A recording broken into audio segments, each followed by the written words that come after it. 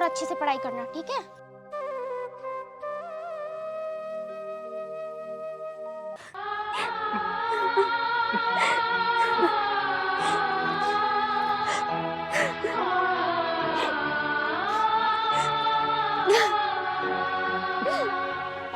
Mummy आप क्यों रो रही हो? बेटा, तेरे पापा का कमाया हुआ जो कुछ भी था वो सब खर्च हो चुका है। अब मैं सोच रही हूँ हमारा आगे का खर्चा कैसे चलेगा। मम्मी हम चाचा के पास चलते हैं। आप ही तो बोलती थी कि हमारे गांव में हिस्से की जमीन है। हाँ बेटे, तूने ठीक कहा। हमारे हिस्से की ज़मीन तेरे चाचा के पास है। हम उनके पास जाकर अपने हिस्से की ज़मीन लेंगे और उससे अपना खर्चा चलाएंगे।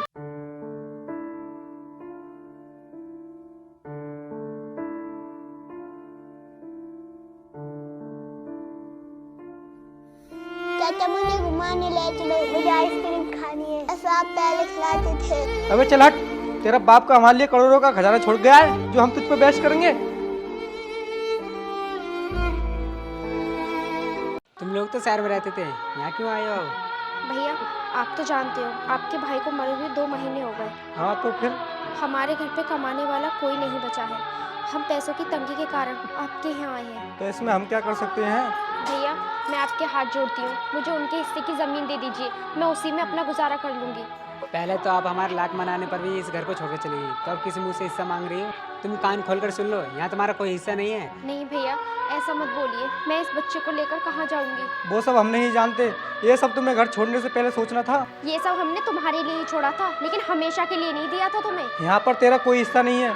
तुम तो बिजनेस करने के लिए शहर गए थे। बिजनेस में उन्हें घाटा हो गया था और वो इस सदमे को बर्दाश्त नहीं कर पाए, जिससे उन्होंने आत्महत्या कर ली। तो इसमें हम क्या करें? तुम्हारा यहाँ पर कोई हिस्सा नहीं है, तुम जाओ यहाँ से। ऐसा मत बोलिए भाई साहब, इस बच्चे का इस दुनिया में आपके सिवा और कोई नहीं है। इस बच्चे के भविष्य के लिए हमारे हिस्से की हमें जमीन दे दीजिए। हमने बोला ना, तेरा यहाँ कोई हिस्सा नहीं है। इस पिल्ले को लेकर निकल जाए यहाँ से बहुत दूर। क्यों से हमारे ऊपर जबरदस्ती बोझ बना रही है? आपके भाई ने आपको बचपन से पाला, आप लोगों की हर एक इच्छा पूरी की, और आज अपने ही भाई के बेटे को तुम बोझ समझ रहे हो। जिस दिन हमारा भाई खत्म हो गया उस दिन तुझसे हमारा रिश्ता खत्म हो गया था। अब तो यहाँ से जाती है, धक्का मार कर बाहर निकालें। भगवान के लिए ऐसा अनर्थ मत कीजिए प्लीज। निकल यहाँ से। तुम मेरी मम्मी को क्यों मारे हो? तू भी निकल इसके साथ। आज से हमारा तुम्हारा रिश्ते खत्म। चल। तुम लोगों के अंदर दिल नहीं पत्थर है। अपनी विधवा भाभी पर और मासूम भतीजे पर बिल्कुल भी तरस नहीं आ रहा। आज तुम्हारे भाई की आत्माओं को बहुत दुख हो रहा होगा। कौन सी भाभी, कौन सा भतीजा? जब हमारा भाई नहीं रहा तो निकल अब यहाँ से, और बेइज्जती कराएगी। चल।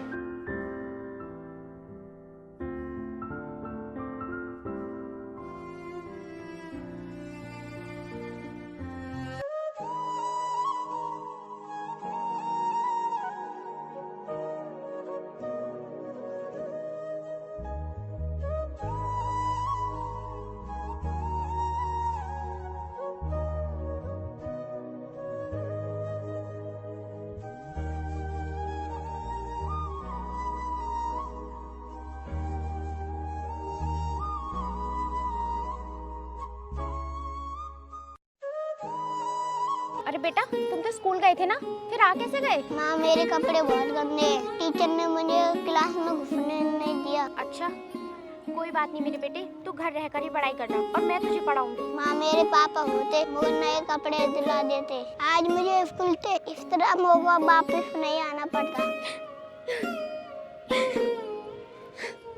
बेटे, किस्मत में लिखा कोई नहीं बदल सकता। मुझे ऐसा लगता है अब कि हमारे बुरे दिन शुरू हो गए हैं। बेटा, तुझे इसी उम्र में सब कुछ सहन करना सीखना होगा, क्योंकि हमारे इससे भी ज्यादा बुरे दिन होने वाले हैं। मम्मी मैं सहन कर लूंगा, आप रोना। अच्छा बेटे, तू यही रुक, मैं कहीं काम मांगने जाती हूँ। तेरे लिए नई ड्रेस का इंतजाम भी तो करना है।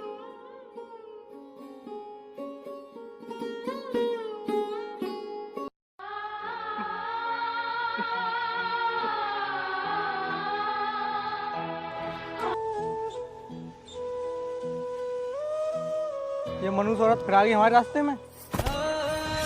मैं तो काम की तलाश में जा रही थी, मुझे नहीं पता था कि रास्ते में तुम लोग मिल जाओगे। कौन सा काम करेगी तू? अब तो बस तुझे जिस्म की नुमाइश करना काम बाकी रह गया है। वैसे ये भी धंधा बुरा नहीं है। जवान संभाल के बात करो, मैं तुम्हारी भाभी हूँ और तुम्हारे भाई की पत्नी।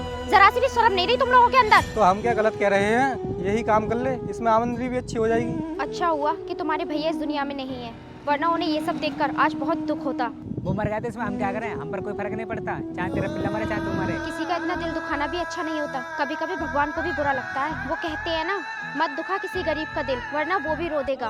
बुरा लगा अगर ऊपर वाले को तो जड़ से खो देगा। छा जाता है घर में मातम, बुराई सिमट जाती है। तुम चीज ही क्या हो, ऊपर वाले की मार से अच्छी अच्छी हस्ती मिट जाती है।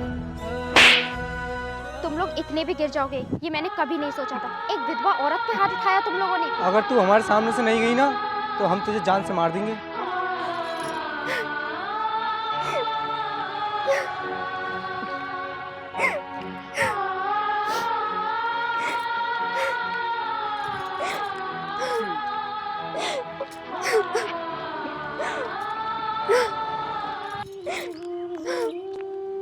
यार इस औरत को हमने कहीं देखा है, ये बहुत दुखी लग रही है। अरे सर, आपने पहचाना नहीं इसको? ये अपने पुराने पार्टनर की बीवी है जो इस दुनिया में नहीं है अब। इस उम्र में बेचारी विधवा हो गई, पता नहीं कैसे पालती होगी अपने बच्चों को। सर, हमें इसकी कुछ मदद करनी चाहिए। इसके पति के बहुत एहसान है हम पर, हमारे बिजनेस को डूबने से कई बार बचाया था उसने। इन सबको यही लगता है उसने आत्महत्या की थी, इसके पति ने हमें बचाने के लिए अपनी जान दे दी। सर, फिर तो आपको इसकी मदद जरूर करनी चाहिए। तुम ठीक कह रहे हो।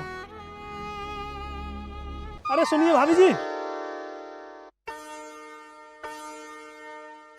जी, मैंने आपको पहचाना नहीं, आप लोग कौन हो? आपका पति हमारा बहुत अच्छा दोस्त था और हमारा बिजनेस पार्टनर भी था। उसी बिजनेस ने तो उनकी जिंदगी छीन ली। ना उस बिजनेस में उन्हें लॉस होता और ना वो आत्महत्या करते। भाभी जी, आपको किसने बोला बिजनेस में लॉस हुआ? आपके पति की मौत एक हादसा थी। आप कल मेरे ऑफिस आ जाइए, मैं आपको सब कुछ बता दूंगा।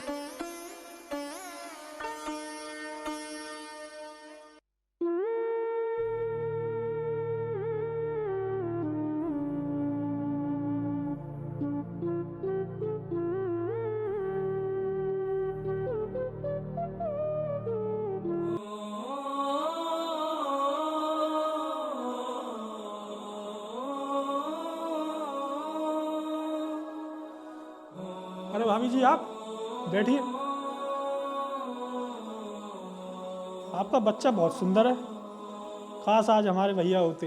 भाभी जी, आपके पति की वजह से हमारा बिजनेस बहुत अच्छा चल रहा है। आपके पति ने मरकर आपके लिए वो काम कर दिया, कोई इंसान जिंदा रहकर भी नहीं कर सकता। ये आप क्या बोल रहे हो? मेरे को समझ में नहीं आ रहा। भाभी जी, आपके पति हमारे बिजनेस में 50% के पार्टनर थे। हमारे बिजनेस को अच्छा प्रॉफिट हुआ है, मैं आपके लिए 50% देने के लिए तैयार हूँ। आगे आपकी इच्छा है, आप चाहो तो अपने पति की जगह पार्टनर बनकर मेरे साथ काम कर सकती हो, वरना मैं आपके पति के लगाए हुए रुपए भी वापस करने के लिए तैयार हूँ। सोच लीजिए भाभी, आपका क्या विचार है? देखिए भाई साहब, मैं अपने बच्चे को एक अच्छा भविष्य देना चाहती हूँ। अगर आप अपने बच्चे के लिए कुछ करना चाहती हो फिर तो आपको हमारे साथ बिजनेस पार्टनर बनकर रहने में फायदा है। भाभी जी, इसमें आपको खर्च करने की कोई जरूरत नहीं है, आपको प्रॉफिट बराबर मिलता रहेगा।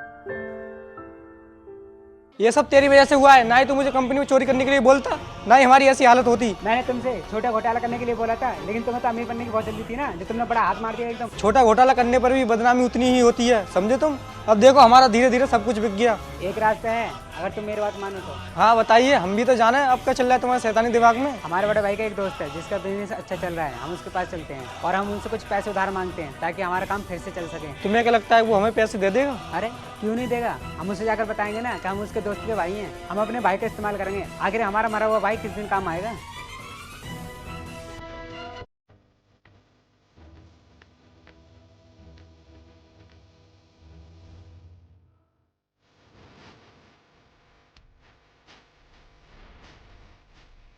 देख, किसी बड़े आदमी की गाड़ी, आ चलते हैं।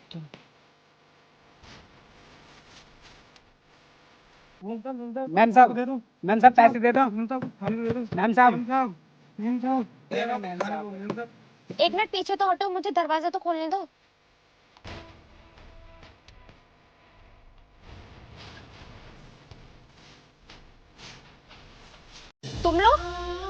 तुम लोगों की ये हालत कैसे हो गई? अब तुम्हारे पास तो बहुत दौलत थी हराम की। हमें माफ कर देना भाभी जी, आपकी बात सही थी। हमारा आपके साथ अन्याय करना शायद ऊपर वाले को बुरा लग गया। आप हमारी कुछ हेल्प कर दीजिए प्लीज। इस विधवा औरत से इसके हिस्से की जमीन तक हड़प चुकी हो तुम लोग, अब और मुझसे क्या चाहते हो? भाभी जी, आप तो बहुत अमीर लग रही हो, क्या आप हमें अपने साथ अपने घर पर नहीं रख सकती? भाभी जी, आपके साथ हमने जो बर्ताव किया उसके लिए हम बहुत शर्मिंदा हैं। अपनी बकवास बंद करो। मैंने तुम लोगों का असली रूप देखा है। तुम हमारी भाभी हो और तुम्हें हमारी हालत पर तरस खाना ही होगा। तुम लोगों ने कभी किसी पे तरस खाया है जीवन में? मेरे मासूम बच्चे पर तो दया आई नहीं तुम लोगों को। भाभी जी आप ऐसा मत बोलिए, आप हमारी आखिरी उम्मीद हो भाभी जी। अब किस मुंह से मुझे भाभी बोल रहे हो तुम लोग? ये रिश्ते नाते तो तुमने पहले ही खत्म कर चुके हो। माफ कर दीजिए भाभी जी, हमसे अनजाने में भूल हो गई। अनजाने में नहीं, उस वक्त तुम दौलत के घमंड में चूर थे। अपने भाई की दौलत तुम दोनों की आंखों में खटक रही थी।